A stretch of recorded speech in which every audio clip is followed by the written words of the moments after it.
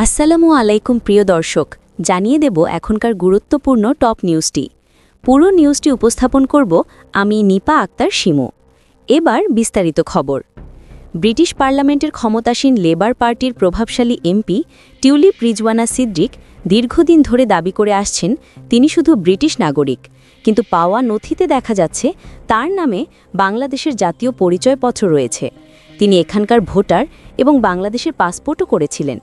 জাতীয় পরিচয়পত্রে জন্মস্থান উল্লেখ আছে ঢাকা, আর পেশা দেখানো হয়েছে বেসরকারি চাকরি। তবে পাসপোর্টে জন্মস্থান হিসেবে লেখা আছে লন্ডন।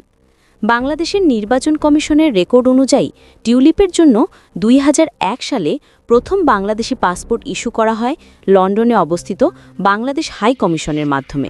সেই সময় তার বয়স ছিল ১৯ বছর।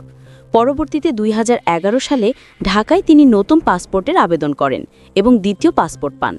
সেই সময় একই সঙ্গে জাতীয় পরিচয়পত্রও ইস্যু হয় তার নামে। প্রমাণ পাওয়া গেছে টিউলিপ ঢাকায় অবস্থান করে সরকারি অনুষ্ঠানে অংশ নিয়েছেন। ২০১১ সালে তিনি মায়ের সঙ্গে ঢাকার এক সিম্পোজিয়ামে অংশ নেন এবং শেখ হাসিনার সঙ্গে মালয়েশিয়ার ফার্স্ট লেডির বৈঠকে উপস্থিত ছিলেন। একই বছর তিনি জাতিসংঘের সাধারণ পরিষদের অধিবেশনে বাংলাদেশ প্রতিনিধি দলের সঙ্গে যোগ দেন। এরপর মস্কো সফরেও দেখা যায় তাকে, যেখানে তিনি রাশিয়ার প্রেসিডেন্ট ভ্লাদিমির পুতিনের সঙ্গে সাক্ষাৎ করেন। যদিও টিউলিপের মুখপত্র দাবি করেছেন তিনি শৈশবের পর থেকে কোনো বাংলাদেশি পাসপোর্ট রাখেননি এবং জাতীয় পরিচয়পত্র পাননি, তবে বাংলাদেশ সরকারের নথি ভিন্ন তথ্য দিচ্ছে। পাসপোর্টে তার স্থায়ী ঠিকানা ধানমন্ডির সুধা সদন এবং জাতীয়তা বাংলাদেশি লেখা রয়েছে। এমনকি জরুরি যোগাযোগের জায়গায় তার চাচার নামও উল্লেখ আছে, যিনি ছিলেন সাবেক প্রধানমন্ত্রীর উপদেষ্টা। বাংলাদেশের আইন অনুযায়ী যাদের জাতীয় পরিচয়পত্র ও পাসপোর্ট আছে তারা বাংলাদেশি নাগরিক হিসেবেই বিবেচিত হন। টিউলিপ নাগরিকত্ব ত্যাগের কোনো আবেদন করেছেন কিনা তা জানতে খোঁজ নিয়ে জানা গেছে স্বরাষ্ট্র মন্ত্রণালয়ে তার পক্ষ থেকে এখন পর্যন্ত কোনো আবেদন জমা পড়েনি, ফলে তিনি বাংলাদেশি নাগরিকত্ব বহাল রেখেছেন। এদিকে দুর্নীতি দমন কমিশন নিশ্চিত করেছে তার বিরুদ্ধে যেসব মামলা হয়েছে তা নির্দিষ্ট প্রমাণের ভিত্তিতেই করা হয়েছে। মামলাগুলো আদালতে বিচারাধীন এবং সমন পাঠানো হয়েছে তার ধানমন্ডির ঠিকানায়।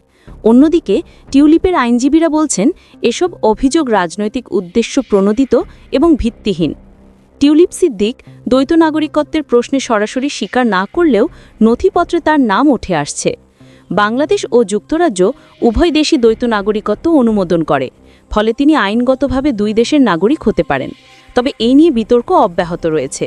বর্তমান অন্তর্বর্তীকালীন সরকার ও দুর্নীতি দমন কমিশনের তদন্ত, ব্রিটিশ সংবাদ মাধ্যমে প্রকাশিত খবর ও নথিপত্র সব মিলিয়ে টিউলিপ সিদ্দিকের নাগরিকত্বের বিষয়টি এখন আন্তর্জাতিক অঙ্গনে আলোচনার কেন্দ্রবিন্দুতে পরিণত হয়েছে। প্রিয় দর্শক, এই ছিল এখনকার গুরুত্বপূর্ণ নিউজ। আরও গুরুত্বপূর্ণ নিউজ নিয়ে ফিরছি কিছুক্ষণের মধ্যে।